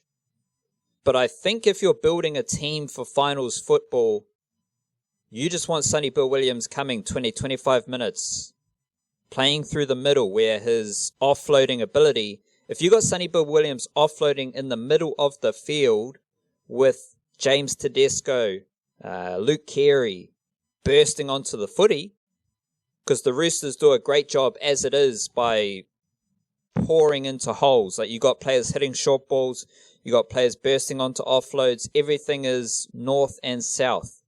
Players are running up in support. Players are hitting holes. That's how they play. Sonny Bill Williams is perfect for that. If he's in the middle, he's just going to get a bit of space, make an offload, Tedesco, bang, done. Easy. But I think what I'm ultimately saying is, based on what I've seen over the last 10 weeks or so, Tupouniua is, I believe, their best right edge forward. Now, yeah, Sonny Bill Williams might be better. Yeah, Angus Crichton's an Origin. He's a gun himself. He is very good at rugby league. And he might be better than Tupouniua on a right edge. But Tupouniua's he's developed. He's done a great job over the last few weeks. Trent Robinson's given him that confidence. And if you have Tupouniua starting on right edge, it then gives you the ability to have a bench of Lindsay Collins, Sonny Bill Williams, Angus Crichton, and Nat Butcher or Pawasa Fa'amasili, or maybe a hooker utility type of player. So I think the benefit of having Tupouniua starting, then having Crichton and Sonny Bill Williams and those type of dudes come off the bench, play through the middle in this version of NRL Rugby League, I think that is a dangerous proposition. And the Melbourne Storm's the only team that gives me this kind of buzz with the forward pack that they can roll out. Jesse Bromwich, Dale Finucane, Christian Welch, you got Felice Kafusi, you got Kenny Bromwich, you got Brandon Smith, Nelson Asafa-Solomona, Tino Fa'amasoleaui. Like, that's a forward pack that gets me excited. And the Roosters right now have that a bit better because the Storm doesn't have that right now. However, the Roosters have that right now, and that's pretty exciting. But to get a bit more succinct to your question, I reckon Sonny Bill Williams, he'll build his minutes up. He'll stay in the middle of the field, though, and I doubt he'll play more than 30 minutes a game at any stage this season. And that's good. Like, the Roosters don't need him to do that. Nah, and keep him short and sharp. That's exactly how you get the best out of someone whose fitness probably isn't at the full levels because he hasn't been there all season as well. So, I mean, like I said before, it's a no-lose situation for them, eh? Bit awkward, though, if you are going to follow him around with a camera and he's sitting on the bench for a lot of the time. That's not going to make for the most riveting kind of camera angle. They didn't do the whole, like, you remember when they did the Jared Hayne cam thing and it was like you could press it? We never got it in New Zealand, but they would talk about it all the time because in Australia you could just, like, press the red button and then the camera just follows Jared Hayne wherever he goes. And they didn't go that far, did they? Because, A, that'd be weird if he's sitting on the bench most of the time, and B, I'm actually kind of curious to see that kind of thing, though, because I don't think we've ever had that kind of option on New Zealand TV to just, like, follow a player rather than the game. And there's two documentaries that I haven't seen either of them, but they're pretty well-known sort of football ones. One is from, like, sort of 1970, and it's they just got a bunch of cameras and, like, a full-on film crew, and they filmed George Best, and it's just him doing what that he does, and like so half the time he's just jogging around. You can hear the game going on elsewhere on the field, but it's just him like following him wherever he goes. And then they recreated it like 20 years ago with Zinedine Zidane, which I think is one that's been more widely like released. I'm just thinking about this off the top of my head right now. I kind of want to go watch those kind of films too, because it'd be a different view of a game which you don't see as like that player perspective rather than watching from the overall perspective of like the wider lens following the whole game. You're seeing the perspective based on where the ball is rather than where certain players are, kind of thing, which I don't know, it's actually kind of a weird little way too late in the podcast to be throwing up something drastic new right now, but I don't know, maybe on a Patreon one in the future or something like that. It's kind of a big old wormhole to think about, like just how sports are filmed in those ways. I remember listening to a thing once with German film director legend Werner Herzog, and he said if he was filming football, he the one thing he'd add in more than anything is he wants like a more regular use of like those drone cameras direct, like the bird's eye view directly above a field, so you can see the formations as the game evolves as well. Like you can actually see the defensive lines or whatever, and how players are manipulated to pass through those and those kind of things. It's all, pick this up wherever you want or just call an end to the whole thing. But it's got me thinking about all the different ways that we view the sports that through the ways that they're broadcast. You know what I mean? Definitely. I reckon for a sport like hockey or football, a good angle is like behind the goal or behind the baseline, the back line. Because like if I'm watching football, I can actually see how maybe you're playing against Barcelona and you need to compress your defensive line, your formation from front to back. Like you can't have those pockets in between the midfield and the defense. And you can see that from a regular camera angle. But what you can't see are like the passing lanes north and south. And I like to see those lanes, as you said with the football example and the drone. It's a similar thing. You got a better idea of what the player is seeing as opposed to an obscure camera angle from top or halfway. Another thought from that is it kind of played out during a lot of the pandemic filming, and we're seeing it now with no fans in the stands. All the sports that are tightly shot, so like an NBA game where the camera doesn't really move beyond the court, that's all good, and it's the same with the UFC because the camera just focuses in on the octagon. Whereas you watch a game of cricket or baseball and you've got these very expansive camera angles that make everything look really down buzz because there's no one there and it just looks like shit, to be honest. Like, yeah, baseball's shocking at the moment for that. Yeah, and it's hard to, like, I don't quite enjoy watching the CPL as much if there's no fans. Like, it's the sports where you have a very all-encompassing camera angle. Those are the sports that are hindered by not having fans and having to rejig that stuff. Even sports like rugby and rugby league, like if you get a big kick and it moves back to a wide angle and you can see the vast emptiness of the stadium, that's a little bit annoying. And then the final thing is it depends, to go specifically on like a player cam feature, you got to do some research as to what player you are filming. Because I saw one. Absolutely. I saw one earlier this year and it was Aaron Smith. That's great. As a sports nerd, I want to see the world's best halfback doing what he does. Like, to me, that is amazing. I might want to see Sam Cane. Yeah, give me a player cam on Sam Cane because Sam Cane's going to be blowing into every fucking ruck, and that's interesting. Maybe don't give me a player cam of the fullback or the winger or a midfielder because they're not doing so much. And maybe it's like even for the players who are mic'd up, you need a player who's insightful. You need a player who is a smart reader of the game and intellectualizes the game and verbalizes what they are seeing and communicates with their players. You can't have a player mic'd up if they're not saying anything. And we did see that a bit with the Sonny Bill Williams. Like, yeah, it's fine to have a player cam on Sonny Bill Williams. Like, no disrespect to the hype and the buzz that was around Sonny Bill Williams. But as you say, like, he's sitting on the bench for most of the game. So it's a bit of a weird thing to have a player cam. Like, you need to decide on a player who is going to be constantly in the action. If you're miking that player up, they need to be saying things. Like, you need to put a bit of thought into who the player is, what's their role in the sport. That's also quite important. You don't want to have a player cam on a player who doesn't do shit. All those are relevant factors in setting up a player cam or miking a player up and offering that different perspective that maybe,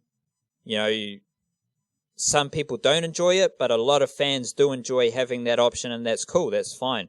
But make sure you put a bit of effort into setting it up and all that stuff. Yeah, like Zidane is a perfect example of someone who is like captivating enough and involved enough that you could just watch like Zizou do what he does for 90 minutes. It'd be very experimental, I'm sure. I will chase that out. I might even write about it in a newsletter or an article or something when I actually like spinning off this idea, when I actually see that in action. I wonder about, like, if you were watching a Sam Cane, for example, player cam, like, there's only so much you could do. Like, he's only so close to the ruck you can actually get, really, with the camera, eh? Like, and I maybe imagine this is very sci-fi. I don't know how it's possible, but if you could get like a camera angle from underneath the ruck, like, you'd have to have like a camera that can see through dirt and under the ground or something like that, or you play on like a invisible ground. I don't know, but I don't know how that's possible to do, but I was just imagining that when you were saying that. It's like, what if they could do that? Like, what if that's the next innovation? We might be a few years away from that kind of technology though. And the other one is, I was thinking, like, I was spinning off that. I was thinking, like, when you do see, like, the only way you could do that is get a camera in close enough to like film that kind of action, is if it's like on a movie set kind of thing, which is why you see those kind of, like, you see that in movies which are about rugby movies. There's not that many of them though. I think American football movies would be more to the point in terms of when you actually like visibly see that kind of thing. But I don't know about you, but when I watch movies about sports, it's very rare that I feel like they've done a good job of depicting the sports.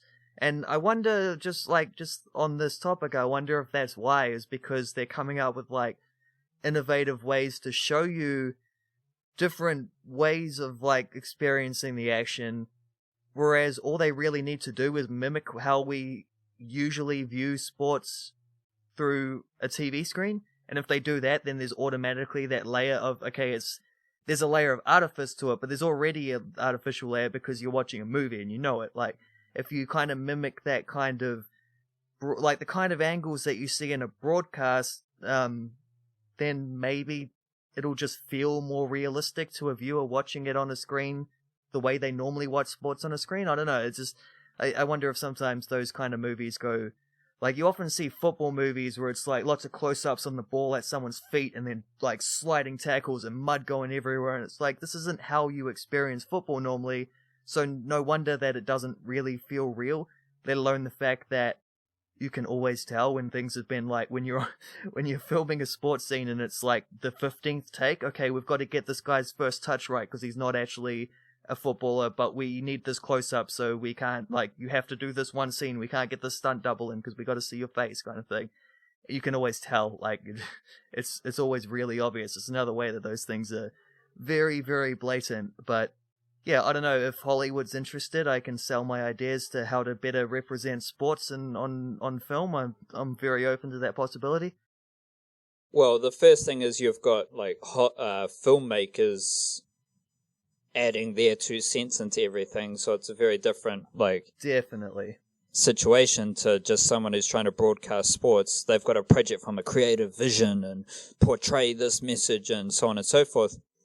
Also, you're going to get all those mid shots and those close-up shots because you can't replicate what I was saying before, the wide shot. Like, if you're making a football movie, to continue with that example, there's no way you can emulate or replicate the Camp Nou, jam-packed, buzzing. Like, you can't create that unless you like get into some Lord of the Rings shit where they just insert all these people everywhere and build out the army. So like, that element of the context of the stadium, you can't replicate it, so you got to go more close in, so then it doesn't feel natural because there is no atmosphere, there is no buzz that you can feel. To finish with, I'll go back to, well, I won't go back to your idea of having a camera in the dirt, because that was a bit weird. But no, it would work if it was possible. Then it would work. Yeah, I'm sure if it was possible, it would work. Like, you could say that about anything. So if you're watching Aaron Smith, for example, the sports nerd in me, I know that rugby halfbacks never run behind the ball. So they always run, they're always offside because they are running to where they see the next ruck happening. So Aaron Smith, he passes out from a ruck halfway on the left side. The All Blacks shift the ball through their back line. Someone takes a run to the 40-meter line on the right side. Aaron Smith is running a straight line to the point of where the ruck is going to be. He's not running behind the ball, following the ball once he passes it. So if you got a camera angle on Aaron Smith, that's what you're seeing. You're seeing the little tricks of the trade of that job that make it a little bit easier. It's the same thing with Cameron Smith in rugby league.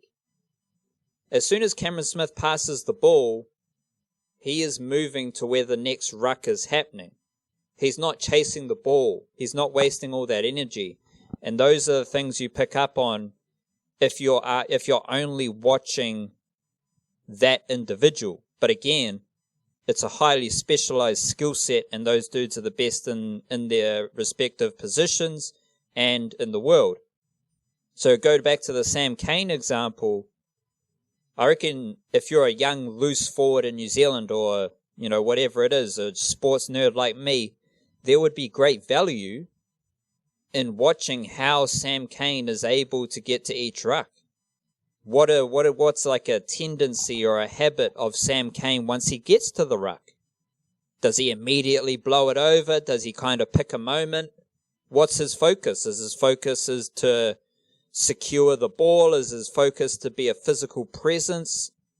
Those are things that you can pick up on, and it'll be very different off the top of my head to following Dane Coles.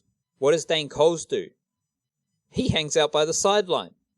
That's what makes him like a revolutionary hooker.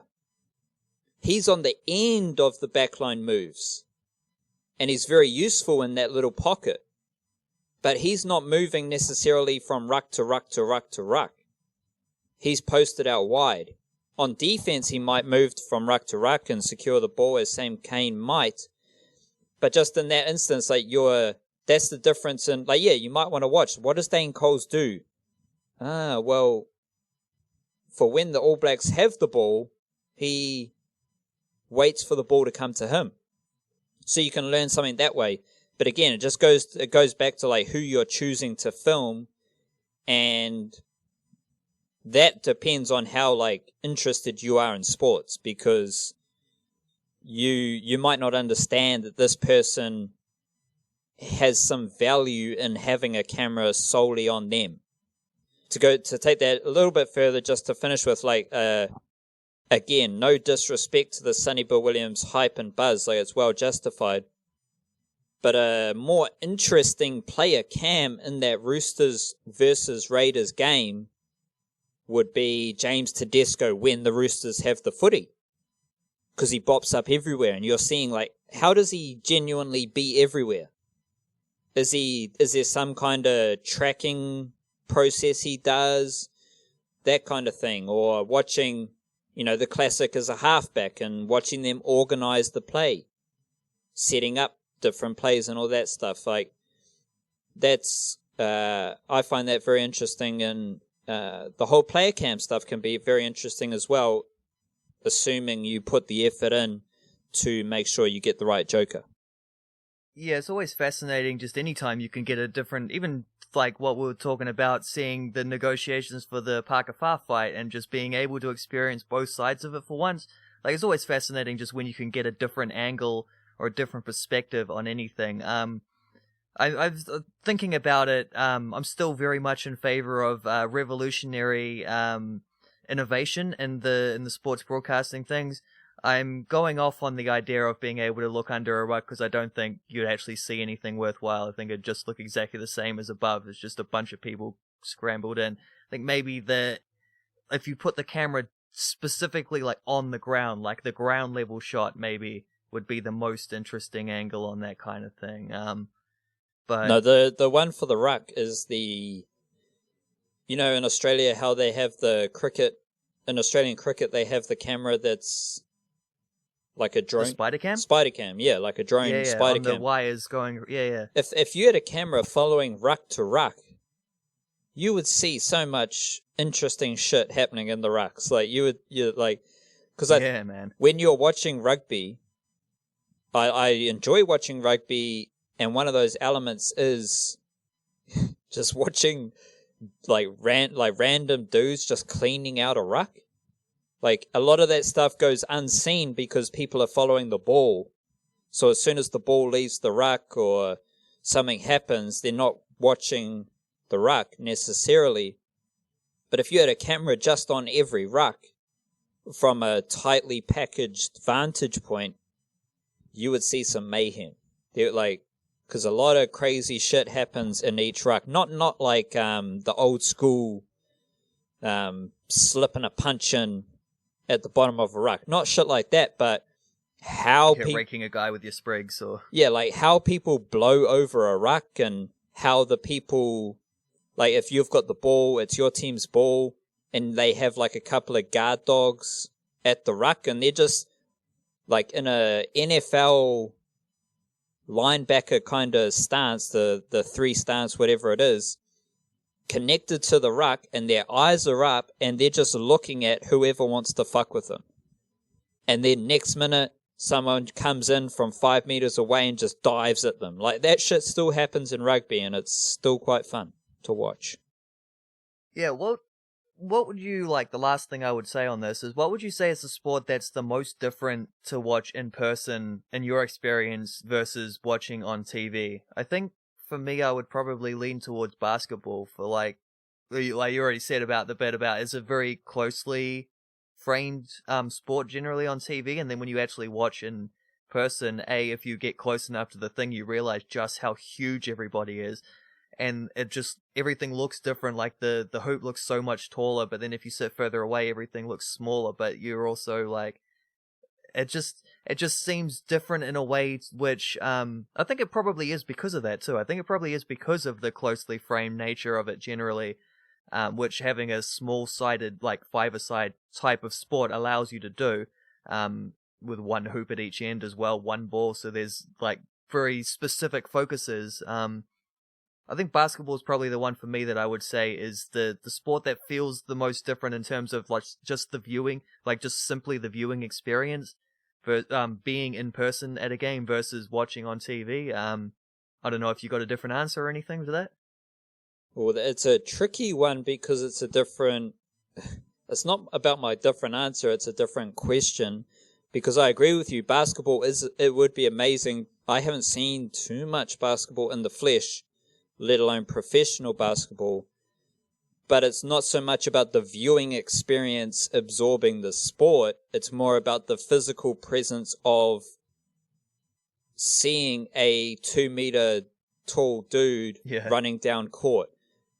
So it's a slightly different question, but I agree with you completely. Like watching, like I would love to be courtside at an NBA game. Maybe not courtside because then you got that dude diving at you, and that's not cool. Knocking your drink out of your hands or something. Oh, that's the least of your worries. But watching them fly up and down the court, like to be able to see Giannis fly up and down the court would be amazing. And that's you're watching physical freaks do their thing. So along that line, I think anytime you watch a game of rugby or rugby league in the flesh, you are reminded of the contact.